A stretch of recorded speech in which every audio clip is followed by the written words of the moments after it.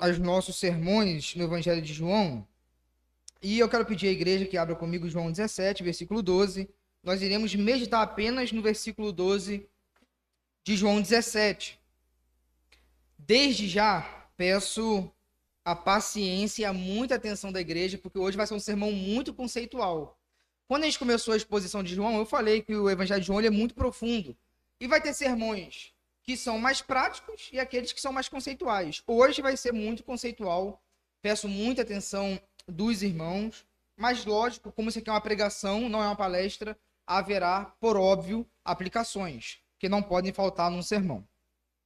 E hoje nós iremos falar sobre Judas e a doutrina da salvação, ou a doutrina da predestinação. O versículo 12 de João 17 diz assim: enquanto eu estava com eles, protegi-os e os defendi em teu nome, e nenhum deles se perdeu. Agora vem a parte qual nós iremos nos deter hoje à noite. Exceto o filho da perdição, para que se cumprisse as Escrituras. Vamos orar. Senhor, obrigado pela tua palavra, pela oportunidade, Deus, que nós temos de estarmos diante de ti. Cumpra em nós o teu querer e a tua vontade. E nos ajude, Deus, a entendermos mais a tua palavra, em nome de Jesus. Amém. Judas, o Iscariote, é bom qualificar porque tem outros Judas, e a doutrina da salvação. Como que a gente relaciona essa pessoa que se tornou uma persona não grata? Na verdade, hoje a gente não encontra ninguém com o nome Judas, porque ele virou o símbolo da traição, sobretudo a traição contra Cristo Jesus, o ser humano mais formidável que existiu na face da terra. E como a gente lidar com uma situação dessa? Quando a gente se depara com um texto desse, que afirma que ele era o filho da perdição e que tudo isso cumpriu o que foi dito. Como que a gente pode equacionar isso? Bom, nós vamos começar de trás para frente. Vamos pensar um pouquinho sobre a parte que diz, para que se cumprisse a Escritura. Quando a gente lê esses termos, para que se cumprisse as Escrituras, a gente precisa pelo menos entender um pouco a relação de Deus com o tempo. E isso não é nada fácil. Exige um trabalho muito árduo. E nós sempre vamos entrar na teologia especulativa e filosófica. Tentar equacionar e harmonizar a soberania, a presciência de Deus, bem como a liberdade humana, é uma tarefa muito pesada. Mas nós precisamos encarar e, pelo menos, ter um norte, ter uma direção e, no mínimo, um pouco de lucidez acerca desse tema que está aí posto nas Escrituras e não tem para onde correr. Pois bem, Deus, o Deus bíblico, ele é um Deus eterno. E só esse adjetivo, eterno, já é algo que causa grande confusão em nossa mente. Pensa num ser que não teve início e nunca terá fim.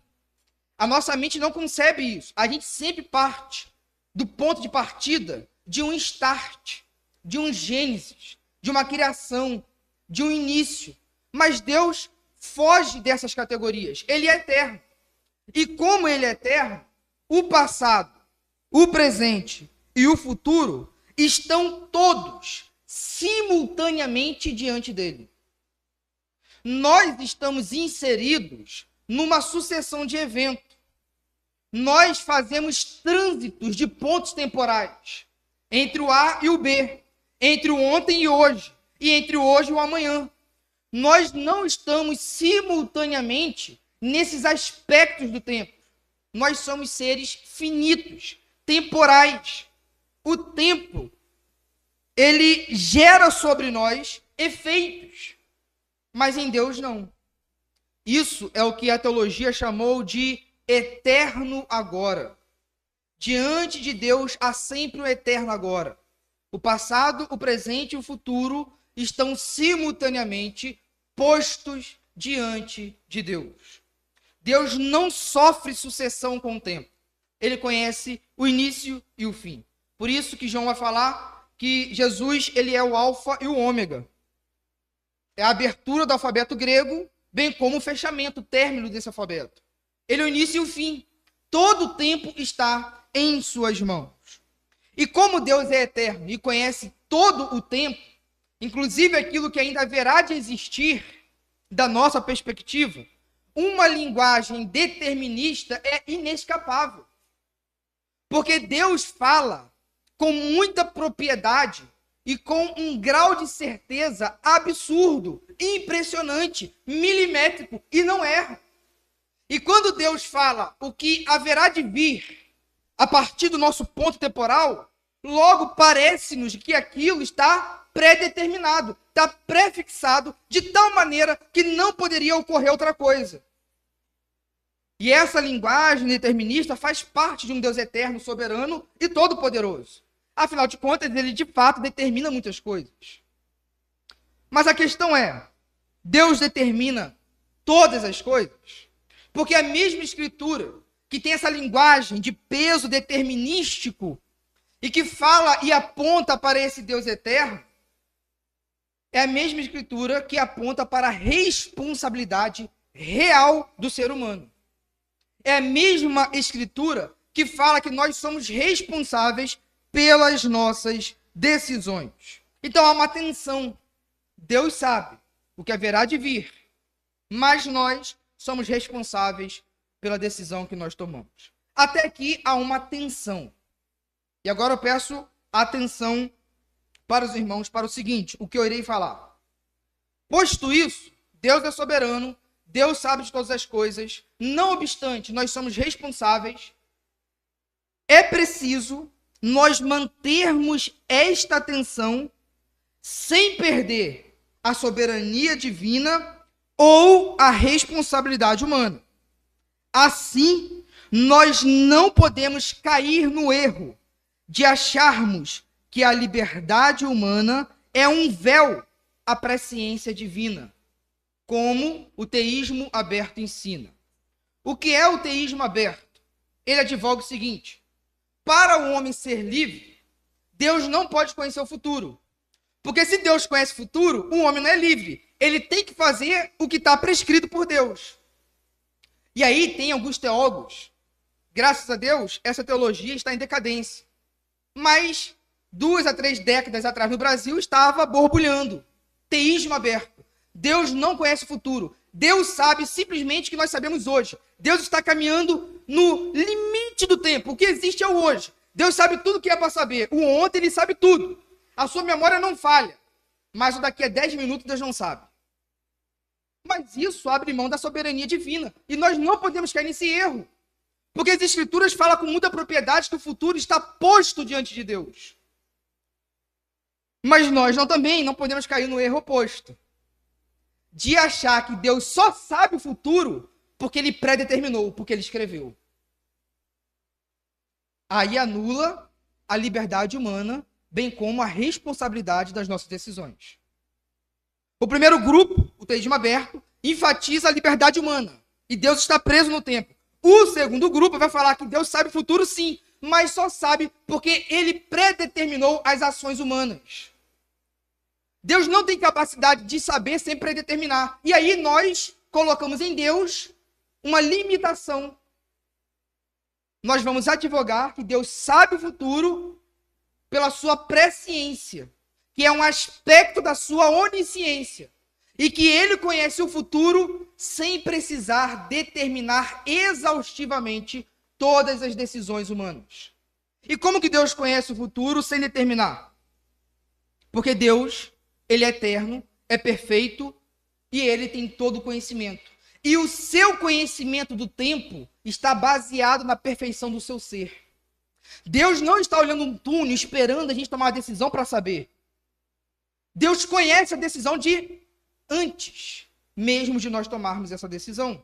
Porque o seu conhecimento é idêntico ao seu ser. E sendo idêntico ao seu ser, Deus sabe, portando-se naquilo que ele é. Pois bem, deixa eu tentar ilustrar agora. Toda analogia tem seus limites. E em se tratar de presciência e liberdade humana, tem mais limites ainda. Mas deixa eu ponderar com os irmãos uma coisa, uma máxima, e depois eu vou dar uma ilustração. O fato de Deus saber com certeza o que irá acontecer amanhã não significa que as coisas irão acontecer por força de necessidade. Que isso, pastor? O que é a lei da necessidade? Se eu jogar esse celular para cima, vai fazer o quê? Vai cair. Alguém altera? Lei da necessidade. Não há volição. Não há arbítrio. Não há resposta do celular. Lei de necessidade. Eu jogo para cima e ele cai. Será que Deus, ao falar que algo vai acontecer amanhã, eu irei fazer o que ele disse que eu vou fazer por lei de necessidade? Eu não poderia escolher outra coisa? Deus tem certeza. Mas essa certeza não impinge sobre nós a lei da necessidade. Pastor, mas aí, como o homem é livre? Ora, se eu tomasse uma outra decisão, Deus já saberia de antemão. Mas ele não é tomado num espanto, numa surpresa. A questão é que Deus falou assim, Kleber, você irá para a escola amanhã, numa certeza absoluta, 9h15 da manhã, isso vai acontecer, porque Deus tem certeza, os seus profetas não erram, Deus revela. E quando Deus prevê isso acontecendo, ele também prevê as suas próprias ações, dando manutenção, sustentando e dirigindo as coisas. Mas se Kleber fosse tomar um outro rumo, a certeza de Deus também acompanharia isso, porque Deus não é pego de surpresa.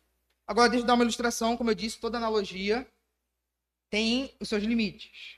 Mas deixa eu dar uma ilustração que o teólogo batista Norman Geisler usou para explicar um pouco sobre presciência e liberdade humana. Ele disse o seguinte, se nós... Está rolando agora o jogo do Vasco e Flamengo, é verdade? Se nós gravarmos o jogo e assistirmos, e amanhã nós assistirmos de novo, nós teremos certeza dos toques, do gol, do momento. Saberemos tudo o que aconteceu no futebol. Mas nós determinamos o que iria acontecer? Mas no momento do jogo, os jogadores eram livres? Eram livres. Mas depois que foi gravado, poderia mudar? Não poderia mudar. Agora, essa analogia tem limites, porque nós precisamos assistir para depois reassistir. Não obstante, Deus conhece todo o jogo da história, antes mesmo do jogo começar, sem contudo determinar. Então a gente pode saber o que o ato livre aconteceu e determinou, sem necessariamente ser pré-determinado. Agora, meus irmãos, essa aqui foi a parte mais conceitual. Foi necessário. Mas deixa eu fazer duas aplicações. A primeira aplicação é teológica, a segunda é pastoral. Nós não seremos exaustivos. Eu sei que fica muita pergunta, mas é necessário a gente prosseguir, até porque é uma pregação. Primeira aplicação teológica. Uma vez que o assunto é de alta complexidade, isso aqui é muito importante, meus irmãos, não podemos ser dogmáticos quanto ao arranjo teológico de um irmão que pensa diferente. Aliás, a nossa finitude, além do efeito noético. O efeito noético é a nossa limitação posta pelo pecado em nossa mente. A nossa finitude, além do efeito noético, devem ser considerados neste labor especulativo. O que isso quer dizer? Um irmão que pensa diferente não pode ser considerado como herege. Bem como aquela pessoa que pensa diferente não pode pensar que nós somos heréticos por pensarmos assim. Porque Deus revelou algumas máximas. Ele sabe tudo e nós somos responsáveis. Agora, a especulação para harmonizar isso, existem sistemas diferentes. E esses sistemas não podem ser um dogma.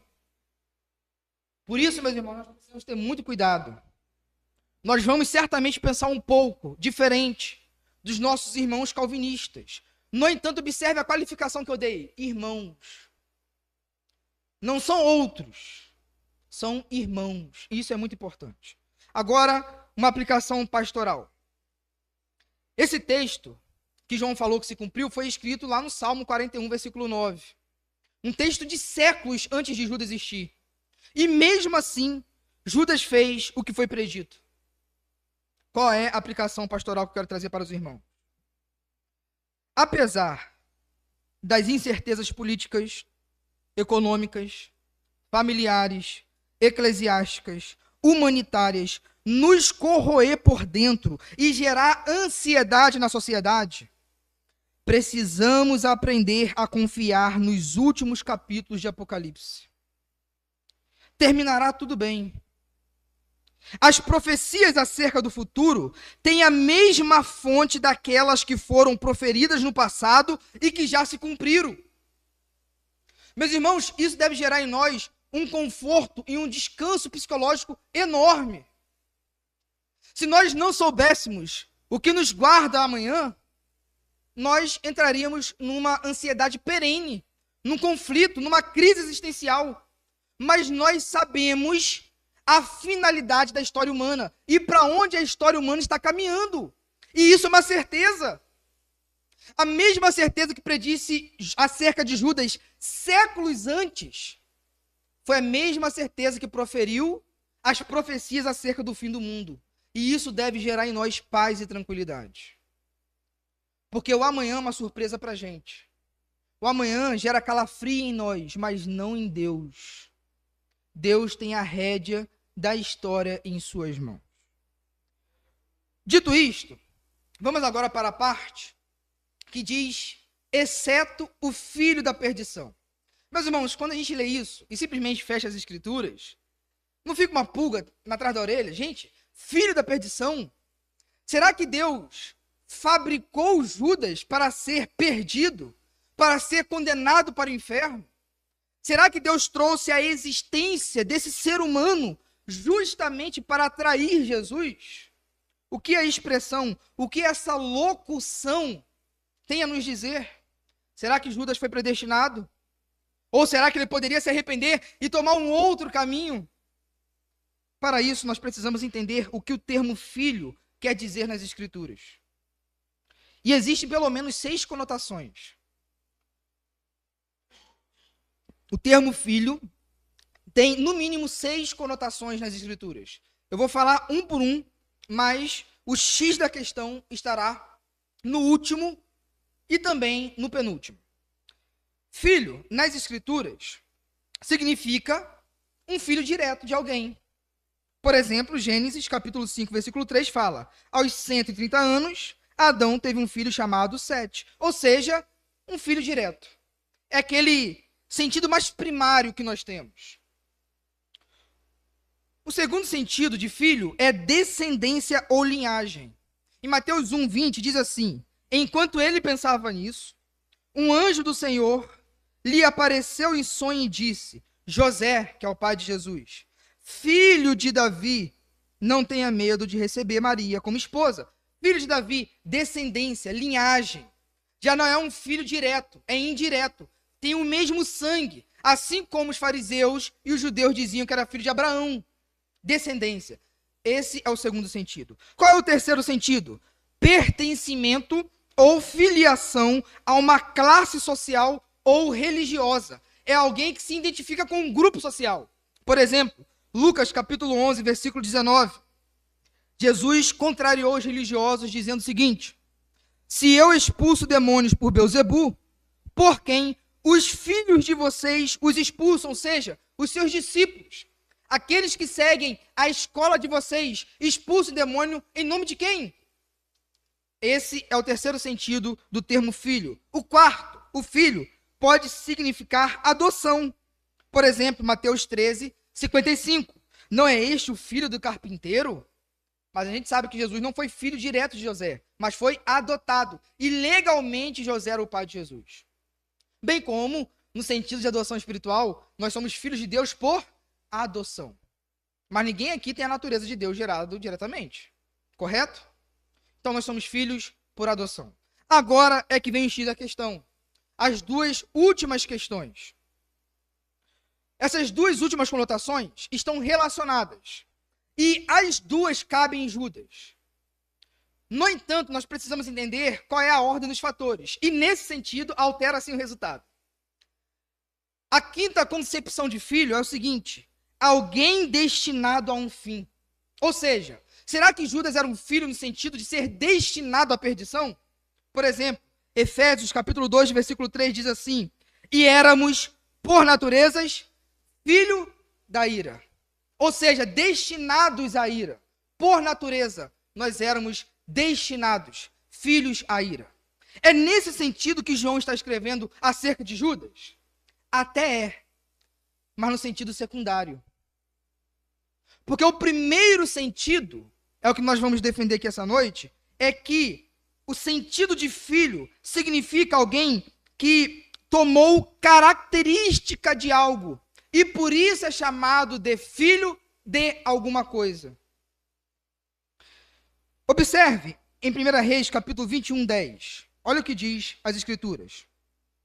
E ponde de fronte dele 2 filhos de Belial, que testemunhem contra ele. O que significa filhos de Belial? Filhos da perversidade. Ou seja, eram 2 pessoas tão dominadas pela perversidade que são chamados filhos de Belial. Ou seja, é alguém que vive na habitualidade de algo e por isso se identifica muito com aquilo. Judas tinha uma vida habitual de pecado. Estava com um Salvador, mas estava caminhando para a perdição. É esse o sentido primário que Judas é chamado de filho da perdição. Ele não foi primariamente destinado à perdição porque Deus o quis, mas porque Judas, em seu coração, foi se tornando perdido de tal maneira que chegou num estado irremediável, traiu Jesus e cometeu o pecado do suicídio. Então observe que uma vez que Judas se tornou filho da perdição por questão de caráter, ele se tornou destinado à perdição, mas no sentido secundário. Essa é a realidade de todo ser humano. Nós somos filhos de Deus ou filhos da ira. E nós vamos sendo moldados e caracterizados por aquilo que governa o nosso coração. Portanto, meus irmãos, e agora nós vamos partir para a aplicação, se nós disséssemos a alguém com muita sinceridade, falasse assim, de acordo com meus valores, de acordo com os meus hábitos, de acordo com o meu caráter, você diria para mim que eu sou filho de quem? De Deus ou do mundo? De Deus ou do diabo? Da justiça ou da injustiça? Da salvação ou da perdição? De acordo com o meu caráter, com o meu modo de ser, com o meu jeito de viver, eu me identifico com qual pai? Jesus chamou os religiosos de filho do diabo. Por quê, meus irmãos? Porque eles mentiam. E o diabo mente desde o princípio.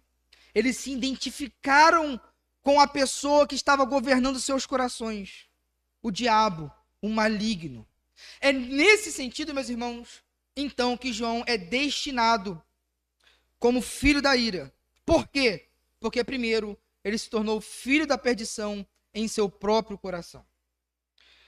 Queridos, lá em João capítulo 12, versículo 4, 5 e 6, diz assim: Mas Judas Iscariotes, o discípulo que em breve trairia Jesus, disse: Este perfume valia 300 moedas de prata. Deveria ter sido vendido e o dinheiro dado aos pobres. Olha agora.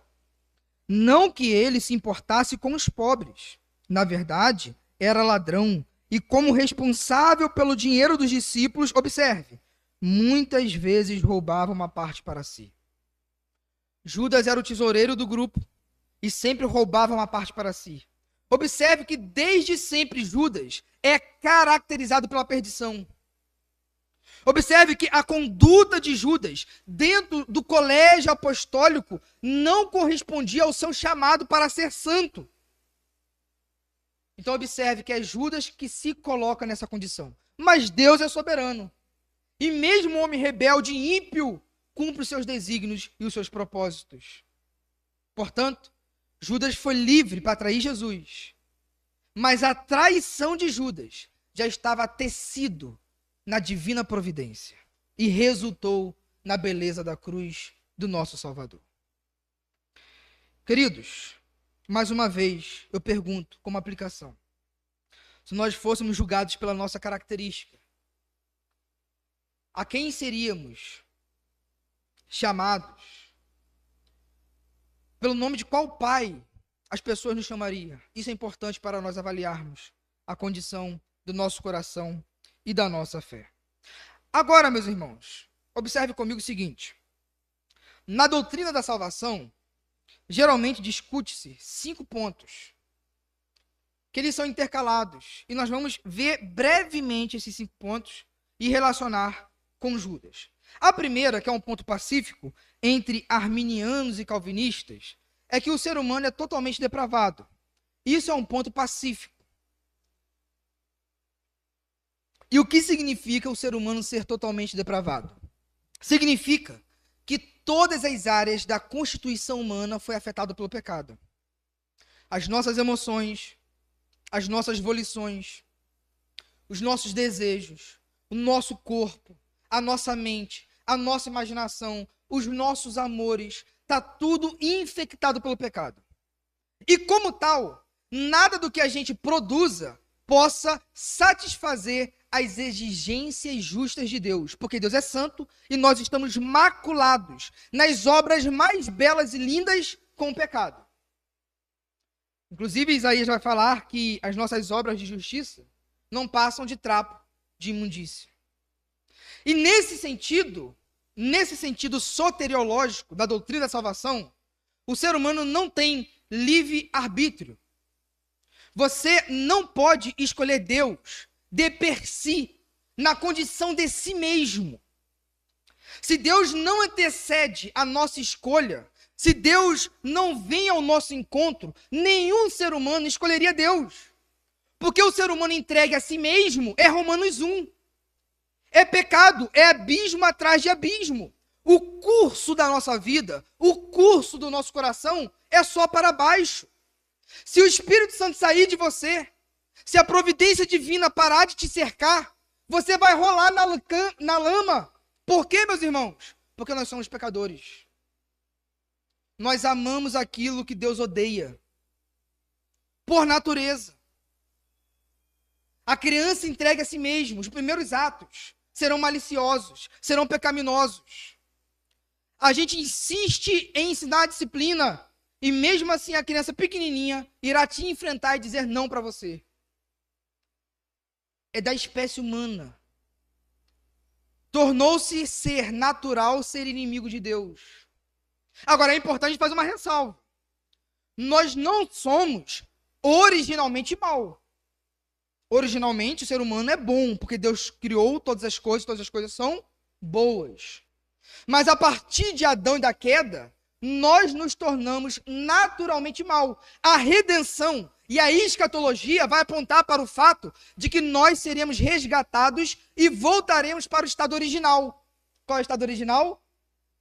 De bondade, de justiça, de alegria. Nesse sentido, meus irmãos, as escolas teológicas mais famosas, arminianos e calvinistas, não creem que o ser humano tem livre-arbítrio espiritual. Você pode escolher muitas coisas, mas você sozinho nunca vai escolher Deus. Jesus, em João capítulo 8, versículo 36, diz assim: se, pois, o Filho vos libertar, verdadeiramente sereis livres. Observe que a gente precisa de um agente externo. Observe que a gente precisa ser liberto, a gente não tem essa condição. Os irmãos conhecem pessoas com convicção de pecado que falam assim: eu sei que eu estou errado, mas não consigo largar. Eu sei que estou acabando com minha vida. Eu sei que estou acabando com meu dinheiro. Eu sei que estou acabando com minha família. Escravo do pecado. A liberdade só está em Jesus. Um agente externo. Nós não temos forças por nós mesmos. Esse ponto é pacífico, nós vamos passar. Agora vai entrar nos pontos que são mais disputados. Quais são eles? A extensão da expiação. Jesus morreu por alguns ou por todos? Onde Judas se encaixa? Jesus morreu por Judas? Mesmo Judas sendo filho da perdição? Sim ou não? Que bom, meus irmãos, que você pensa assim. E existe uma outra questão.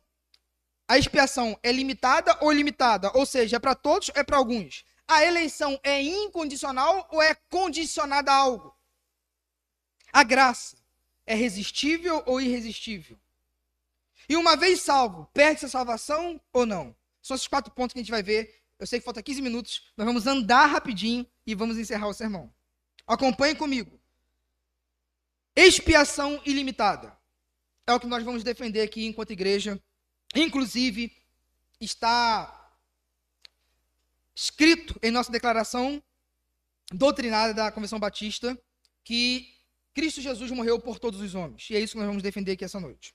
Como relacionar a morte de Jesus com Judas? Se Judas se perdeu e era filho da perdição, como Jesus morreu por eles? Os calvinistas vão dizer não, porque ele já estava destinado à perdição. Jesus não jogou seu sangue em vão, não derramou uma gota sequer por Judas. Então Judas se perdeu pelo abandono divino. Simplesmente por isso. Mas vamos lá. Expiação ilimitada. Observe comigo João capítulo 13. Lembrando que João capítulo 13 até o final de João 17 é dentro do cenáculo, onde Jesus fez a ceia. João 13, versículo 1, diz assim: antes da festa da Páscoa, Jesus sabia que havia chegado sua hora. Hora de quê, meus irmãos? De morrer. De deixar este mundo e voltar para o Pai. Olha agora. Ele tinha amado seus discípulos durante seu ministério na terra e os amou até o fim. A quem Jesus amou? Seus discípulos. Aqui nesse texto, seus discípulos. Judas é um de seus discípulos? Judas está inserido aqui? Com que tipo de amor? Porque aí, alguns calvinistas vão falar assim, Jesus ama todos. Mas um com amor eleito e o outro com amor de providência. Nós acreditamos que Jesus amou todos indistintamente de maneira igual. E aqui João fala que o mesmo amor foi um amor até o fim. E esse o fim é até onde, meus irmãos? Até a cruz. Ou seja, Jesus amou sacrificialmente a todos os seus discípulos, os 12, inclusive Judas. Então o problema não está no sujeito que ama em Jesus, está no objeto do amor que é Judas. Está claro isso? Agora vamos para um ponto ainda mais forte. O sangue de Jesus foi derramado pelos 12. Isso aqui é muito forte. O sangue de Jesus foi derramado pelos 12. Eu estou falando dos 12 porque a gente está dentro de um contexto que Jesus está falando com os discípulos. Não pense que os 12 é o número limite, senão a igreja seria só de 12 pessoas, os apóstolos. Lucas, capítulo 22, 19 a 21, fala da mesma cena. De Jesus na última Páscoa, instituindo a ceia. Olha agora a fala de Jesus. É a mesma cena de João 13. E tomando um pão, tendo dado graças, o partiu e lhes deu, dizendo, olha o que Jesus disse, isto é o meu corpo oferecido por vós. Judas está aqui na mesa? Tá. Judas, inclusive, Senhor.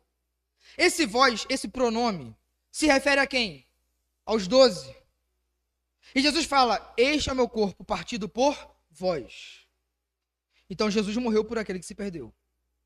Agora continua a leitura. Fazei isto em memória de mim. Semelhantemente, depois de cear, tomou o cálice, dizendo, este é o cálice da nova aliança, no meu sangue derramado em favor de vós. Em favor de quem, meus irmãos? Dos 12. Judas ainda não tinha saído para trás de Jesus. Judas estava ali. Inclusive, Lucas vai falar, todavia, a mão do traidor está comigo à mesa. Observe que o defeito não está no sangue de Jesus, a limitação não está no sangue de Jesus. Quem impôs a limitação da aplicabilidade do sacrifício do cordeiro foi o próprio Judas. Então a expiação, ela é ilimitada e abrange a todos os seres humanos. Uma ilustração para ilustrar uma ilustração bíblica que vai ser muito boa para nós entendermos isso. Qual era o dia mais importante no calendário judaico? Yom Kippur. Por quê, meus irmãos? Dia do perdão, ou dia da expiação. O que era feito naquele dia? O sumo sacerdote pegava 2 ovelhas e sacrificava em favor de quem? De Israel. Aquele sacrifício, objetivamente, cobria o pecado de todo Israel. Objetivamente, a expiação era feita. As barreiras legais entre Israel e Deus caíam. Lógico que isso aqui ainda é uma sombra, porque vai vir o cordeiro que tira o pecado do mundo, que é Jesus Cristo. Agora, subjetivamente, individualmente, aquele sangue do cordeiro não era aplicado em todo israelita, porque nem todos eram circuncidados no coração. Observe, o sacrifício Yom Kippur, o dia do perdão, era destinado à nação de Israel. Mas nem todo hebreu, nem todo judeu ali no dia do Yom Kippur era salvo. Porque necessitava a aplicabilidade, a fé naquele evento, naquela cerimônia. Objetivamente, a cruz de Cristo, Cordeiro de Deus, é uma expiação que satisfaz a ira justa de Deus em favor de todos os seres humanos. Mas subjetivamente, individualmente, ela precisa ser aplicada na sua vida. Mais uma ilustração bíblica. Moisés disse que Deus iria visitar o Egito para matar, e disse para cortar um cordeiro imolado, pegar o seu sangue, e era o suficiente? Tinha que fazer o quê? Tinha que aplicar na porta para o anjo da morte não entrar. O sangue estava lá, a promessa estava lá, a expiação estava lá. O propósito de Deus estava lá, mas era necessário aplicar aquilo à vida para então que tivesse efeito. Vamos pular um pouco mais agora para a eleição condicional. A eleição não é incondicional, porque senão dependeria simplesmente de Deus os números dos eleitos. Como se Deus escolheu Carlos e odiou o Charles. Deus escolheu o Pedro e odiou a irmã Neide. Deus escolheu um, Deus fez a escolha. Será que é isso? É importante nós entendermos que a eleição é em Cristo e não para Cristo. Em Cristo é Deus, em Cristo é a causa da eleição. Para Cristo seria, Deus elegeu ímpios, o que é um absurdo. Para ir a Cristo. Mas ninguém pode ser eleito sem ser coberto pelo sangue do Cordeiro. Essa preposição de Efésios capítulo 1 é importantíssima. Eleitos nele, em Cristo. O eleito de Deus é Jesus. E ao crermos em Jesus e sermos inseridos no cabeça que é o Cristo, nós também passamos a ser eleitos no Cordeiro, no amado. Queridos, Judas era um dos apóstolos do Senhor, mas não era um eleito. Isso porque, a despeito de ter andado com Jesus, não comeu da carne e nem bebeu do sangue dele. João 6,53. Jesus, pois, lhes disse: na verdade vos digo, que se não comerdes a carne do Filho do Homem e não beberdes o seu sangue, não tereis vida em vós mesmos. Judas estava aqui ouvindo. Judas estava andando com Jesus, mas não estava em Jesus no sentido paulino. Não tinha se apropriado do pão e do sangue de Cristo Jesus. Ou seja, Judas não creu em Jesus. Judas creu em Jesus no messiano político, porque ele achou que chegou o Messias que vai resolver o problema. E ele foi se decepcionando. Rapaz, Jesus não vai tomar a espada. Rapaz, Jesus não vai ser o que eu sou. E aí traiu. Mas ele não creu no Cordeiro de Deus. E essa é uma condição. João 3,18 fala: quem crê nele não é condenado. Quem crê nele não é condenado. Mas o que não crê já está condenado. Observe que não é Deus te condenando incondicionalmente. Você se coloca na condição de condenado porque você não crê em Jesus. Mas se o sangue de Jesus não foi derramado por você, como eu posso cobrar que você creia? É como se a cruz de Cristo nem de fato tivesse existido para você. Nós podemos exigir que as pessoas creiam, porque nós temos a certeza que o sangue de Jesus foi derramado por tal. Mas aí, meus irmãos, pode ter uma pergunta. E algumas pessoas podem falar assim: mas se Deus espera você crer para te eleger, então você contribui com a salvação. Isso está errado, porque a salvação é um dom. A gente não acrescenta nada na salvação. Salvação é um ato de Deus. Quem salva é Deus. Quem salva é Deus. O crer é o estender a mão vazia. É o receber, não é o produzir. A fé é a causa instrumental. A causa meritória é o próprio Cristo.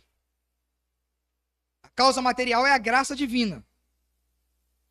Cristo é o mérito da eleição. Ou seja, a nossa eleição significa confiar em Jesus. Mas isso não é acreditar ao homem alguma colaboração na salvação? Observe o que será lido agora. Ora, se a fé salvífica é depositar totalmente, observe esse advérbio, depositar totalmente a nossa confiança em outrem, a saber, Jesus Cristo, como isso pode ser confundido com autojustificação? Aliás, confia-se em outrem e não em si mesmo. A fé é a própria destituição da jactância. Não é obra, mas é o próprio reconhecimento de não poder realizá-la. É render-se e não elevar-se. É receber e não produzir.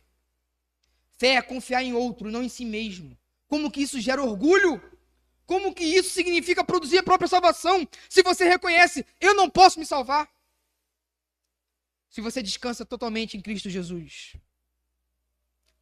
E outra, a fé é o mérito, porque Deus soberanamente instituiu essa condição para a eleição. Deus simplesmente não achou a fé em alguém e falou, rapaz, está aí uma boa ideia, aquele que crê será salvo. Deus resolveu soberanamente instituir um meio condicional para aplicar o sangue de Cristo Jesus. Porque o sacrifício de Cristo é suficiente para toda a humanidade, mas ele é eficaz somente nos eleitos, somente nos que creem, como disse o teólogo medieval Pedro Lombardo no século XII. Isso é importante ficar esclarecido na nossa mente. Vamos andar, meus irmãos, para a gente adiantar. Ademais, a expiação é ilimitada em sua extensão, no entanto, é aplicada apenas no que creem. Ela é suficiente para o mundo, mas é eficaz apenas para os eleitos. Agostinho de Hipona disse o seguinte: o Deus que te criou sem ti, não te salvará sem ti. O Deus que te criou sem ti, não te salvará sem ti.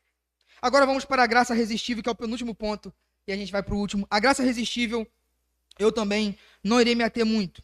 Mas diz o seguinte: se o homem não tem livre-arbítrio espiritual, ou seja, se a gente não pode escolher Deus, como então você escolheu Deus? Como é que você está aqui hoje? Por que eu escolhi Deus? Por que você escolheu Deus? Como que o homem então pode escolher Deus? Por meio da graça preveniente. É a graça que antecede. É a graça que chega em nós, que nos capacita, nos ilumina, tira as escamas dos nossos olhos, nos capacita. E que se não for posto nenhum obstáculo e nenhuma resistência da nossa parte, ela será uma graça operativa, que irá operar em nós um novo nascimento, a regeneração. E essa graça operativa será então uma graça subsequente e cooperativa, que vai nos acompanhar para o resto da vida até o grande dia. Mas essa graça preveniente é para todos, porque Deus quer salvar a todos, e a graça de Deus chega em todos os homens.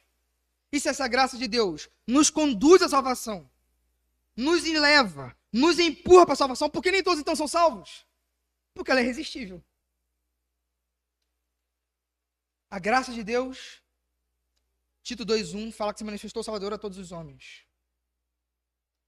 E ela vem antes, nos intercede, tirando a escravidão do nosso arbítrio, uma vez que a gente não resiste, e a gente crê em Cristo Jesus. Mas essa graça é irresistível. Eu estou pregando, a Espírito Santo de Deus está convencendo, está iluminando. A questão é, você vai resistir ou vai ceder aos apelos e ao ditame do Espírito Santo? De novo, a deficiência não está na graça, porque Deus escolheu agir condicionalmente, mas está no objeto que a recebe. Jesus disse em João 5, 39 e 40, vocês examinam as Escrituras, porque julgam ter nelas a vida eterna. E são elas mesmas que testificam de mim. As Escrituras testificam de Jesus. Contudo, vocês não querem vir a mim para ter vida. As Escrituras apontam para Jesus. Quando a Bíblia é pregada, Cristo é revelado. O Espírito Santo está te apontando, abrindo seus olhos, olha para Jesus. Mas Jesus fala, contudo, vocês não querem vir. Vocês se submetem a essa condição. E vocês rejeitam a graça salvadora de Cristo Jesus. Ademais, o próprio João 13, aqui que fala do lava-pés, a gente viu que o lava-pés tinha uma intenção, uma lição espirituais. Que não era só lavar o pé, Jesus queria ensinar algo. Inclusive, ele ensinou a Pedro e falou, aquele que não aceita ser lavado por mim não pode nem ter parte comigo. E Jesus lavou Judas, externamente. Mas resistiu em seu coração os ditames da sua consciência de crer no Jesus que de fato era, e não aquele Jesus que ele idealizava. Então, meus irmãos, a graça é irresistível. Ela alcança todos. Está latejando em seu coração. A questão é o que eu irei fazer com essa graça.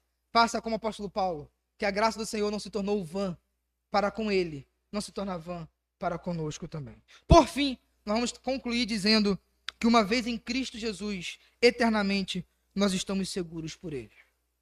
Nesse ponto, nós estamos juntos com os calvinistas, porque uma vez salvo, sempre e eternamente salvos e seguros. Eu vou dar 3 breves teses e nós vamos encerrar o sermão com algumas aplicações. Primeiro, Judas nunca foi crente. Isso é nítido e claro, como a água cristalina. João 6,64 diz assim, não... Desculpa, calma aí.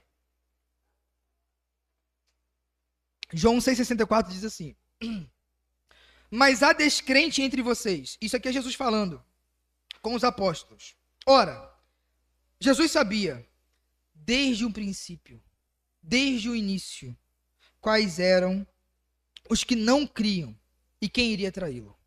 Algumas pessoas falam que é possível perder a salvação, falando que Judas era um apóstolo. Ele foi apóstolo, ele teve ofício. Você não conhece pastor descrente, não? Missionário descrente, professor descrente, mestre descrente. Ele teve um ofício. Jesus o chamou e certamente Jesus queria salvá-lo. Mas desde o princípio ele nunca se converteu. Ele sempre foi do diabo. Inclusive Jesus falou, um de vós é o diabo. Então Judas não perdeu o que tinha, porque ele nunca teve. Judas estava com Jesus, mas de novo, não estava em Jesus, no sentido paulino do termo. Segunda tese. A apostasia, que é o abandonar, é uma realidade no seio da igreja visível, mas não é possível amputar os membros do corpo de Cristo. Não é possível você chegar em Cristo Jesus e cortar um seu braço, o seu corpo. Cristo é soberano e ninguém toca na menina dos seus olhos. Se Deus é por nós, quem será contra nós? Aquele que de antemão os conheceu, os predestinou, a estes também chamou, justificou e glorificou a uma cadeia de sucessão inquebrável. E por fim, meus irmãos, eu quero ler com os irmãos 1 João 2,19, para nós concluirmos a segunda tese, que diz assim, eles saíram do nosso meio, da igreja, mas não eram dos nossos. Porque se tivessem sido dos nossos, teriam permanecido conosco. Mas eles se foram para que ficasse manifesto que nenhum deles é dos nossos. Se fosse, perseveraria. Porque a fé é uma fé que não morre. É impossível ter uma fé genuína que morre. Impossível. Judas abandonou e provou que não era de Cristo Jesus. A última tese para a gente ir para algumas aplicações. Por que é impossível perder a salvação? Porque o dom concedido mediante a fé é de natureza imperdível e imperecível, a saber, vida eterna. É eterna, você recebeu vida eterna. Não é uma vida com potencial para a eternidade, é uma vida eterna. A vida que você tem hoje é a mesma vida que você terá na eternidade. Lógico, em sua plenitude. Aqui a gente tem uma sementinha que está crescendo. Mas é a mesma vida, vida eterna. Você não recebeu a promessa de ter vida eterna. Você recebeu, ao crer em Cristo Jesus, a vida eterna. É da natureza da vida que Deus deu para nós não se perder. É como os salvos na eternidade, que serão mais livres do que nunca, todavia jamais cairão novamente. Livres, porém jamais sem pecar. Por fim, meus irmãos, vamos para algumas aplicações para nós concluir a mensagem de hoje. Vou fazer aplicação acerca dos 5 pontos da doutrina da salvação. Depravação total, expiação limitada, eleição condicional, graça irresistível e segurança em Cristo. Primeiro, depravação total. As nossas melhores obras de justiça são como trapos de imundície para Deus. Isaías 64:6. Por favor, meus irmãos, aqui agora é aplicação. Confie em Jesus e não em si mesmo. Pastor, mas eu estou tão destruído. Não tem novidade nenhuma disso. Jesus já sabe disso. Confie em Jesus e não em si mesmo. Tudo que você faz é trapo de imundície. Tudo que você faz não presta se não foi banhado pelo sangue de Jesus. Porque todas elas eivadas de interesses, de egoísmos, de milindres da natureza pecaminosa. Confie em Jesus e não em si mesmo. Confie na palavra, na escritura e não em seu próprio coração. Seu coração é depravado. Suas emoções pedem algo. Sua vontade quer decidir algo. Você tem um objetivo de vida. E você liga a televisão, Netflix e Amazon e fala, segue o seu coração. E as escrituras falam que aquilo que é mais corrompido e enganoso na face da terra é o coração humano. Não beba da água desse poço sujo que é o seu coração. Jesus disse que é do coração que vem imoralidade, adultério, fornicação, assassinato, inveja, amargura. É do coração. Confronte o seu coração com a palavra. Não acredite na sua capacidade intelectual. Foi-nos revelada a sabedoria de Cristo Jesus. Confie em Cristo. Confie em sua palavra. Segundo, expiação ilimitada. Você pode ter certeza do amor de Jesus por você. Eu não tenho medo de falar isso, mas uma brincadeira, tá? Uma brincadeira. Se nossos irmãos calvinistas assistirem, perdoe-me. Mas há um ditado assim, calvinista evangelizando. Olha, talvez Jesus te ame. Talvez Jesus morreu por você. Eu tenho certeza disso. Você pode sair daqui hoje assim. Eu sei que aquela cruz foi por mim. Eu sei que Jesus morreu no meu lugar. Eu sei que Jesus é o Cordeiro de Deus, que não tira somente o pecado do mundo, mas tira o meu pecado. Você pode ter certeza. Talvez você duvide do amor da sua mãe por você, do seu cônjuge, do seu filho. Mas do amor de Jesus, não. O amor de Jesus é perfeito e te alcança. Terceiro, eleição condicional. Mas esse amor que quer te salvar, ele será aplicado se você crer. Quer ser um eleito de Deus? Ser eleito no time do futebol, da escola é muito bom. Ser eleito para um concurso é muito bom, né, Eric? Ser eleito como um dos melhores alunos é bom. Ser eleito para ser pastor de vocês é bom. Mas ser eleito de Deus, você tem que falar, eu sou eleito de Deus. Cristo é o eleito de Deus. E porque eu criei nele, Deus me elegeu. Essa doutrina bendita da eleição, que se não fosse a doutrina da eleição, ia todo mundo para o inferno. Graças a Deus, porque há eleitos. Você pode sair daqui hoje sendo de Deus, carimbado, selado pelo Espírito Santo. Creia em Cristo Jesus. Porém, a graça é irresistível. E a aplicação acerca disso é: não resista à voz de Deus. Hebreus fala muito isso. Se hoje ouvirdes a voz do Senhor, não endureçais o vosso coração. Se entregue a Jesus e você experimentar a melhor coisa do mundo. Por fim, e último e derradeiro, segurança em Cristo. E a expiação ilimitada te dá certeza do amor de Jesus por você? A segurança em Cristo te dá a segurança de que estarás com Ele na eternidade. Descansa em Jesus. Ele é o seu sábado. O nosso destino está selado. O nosso destino está selado. Por quê, meus irmãos? Por um Deus de amor e que morreu em nosso lugar. Amém, meus irmãos? Não sei se ficou tão claro. É um assunto difícil, mas está posto. Judas, ele foi para a perdição não porque Jesus limitou o seu amor, mas porque ele se recusou estar debaixo desse amor e ser afetado por ele. Meus irmãos, apenas um recado. O corpo diaconal da igreja pediu para avisar que nós iremos arrecadar alimentos na quinta e no domingo, se caso os irmãos puderem trazer 1 ou quilos de alimentos para nós ofertarmos a uma família que está precisando. Vamos orar? Vamos colocar de pé? Orar e encerrar o culto dessa noite.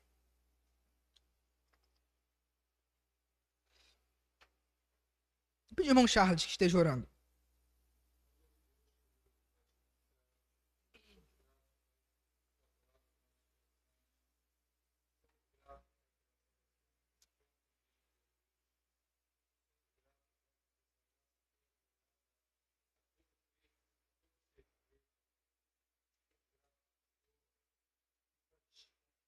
Amém.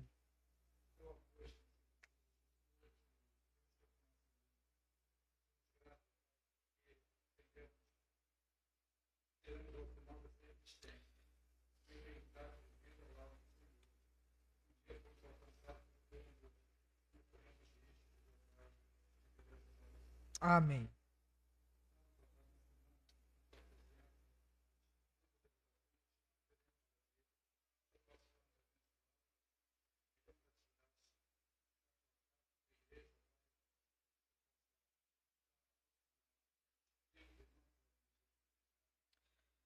Que Que o amor de Deus, a graça do nosso Senhor e Salvador Jesus Cristo e o auxílio do Espírito seja com toda a tua igreja, hoje e para sempre. Amém. Corações silenciosos, encerramos o culto dessa noite.